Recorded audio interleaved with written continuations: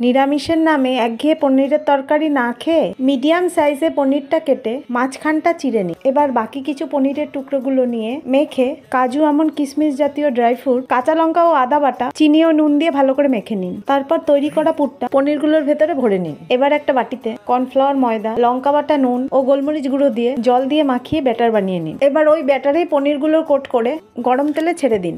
অন্যদিকে মিক্সিতে টমেটো, আদা বাটা, ভেজানো কাজু, হলুদ গুঁড়ো, জিরের গুঁড়ো, কাশ্মীরি রেড চিলি পাউডার দিয়ে মিক্স করে নিন। এবার অন্য কড়াইতে শাহজিরের সাথে বানানো মিশ্রণটি দিয়ে নাড়িয়ে নিন। এবার কয়েকটা গোটা কাঁচা লঙ্কা, চিনি ও নুন দিয়ে আবার ভালো করে মিশিয়ে নিন। মিশ্রণটির থেকে তেল ছাড়া শুরু হলেই জল ঢেলে ভালো করে খুন্তি দিয়ে নাড়িয়ে নিতে হবে। এবার একটু দুধ দিয়ে আবার মিশিয়ে নিয়ে ভাজা পনিরগুলো ওর মধ্যে দিয়ে দিন। আর গ্রেভিটা গাঢ় হয়ে গেলে একটু কাসুরি মেথি ছড়িয়ে পনির পাসিন্দাটা নামিয়ে নিন। দেখুন গ্রেভিটা কত ঘন আর পনিরটা কত সুস্বাদু লাগছে। এর সাথে নান হলে জমেই যেত। এবার ওটার রেসিপি দেখতে হলে আমার প্রোফাইলে চলে যান।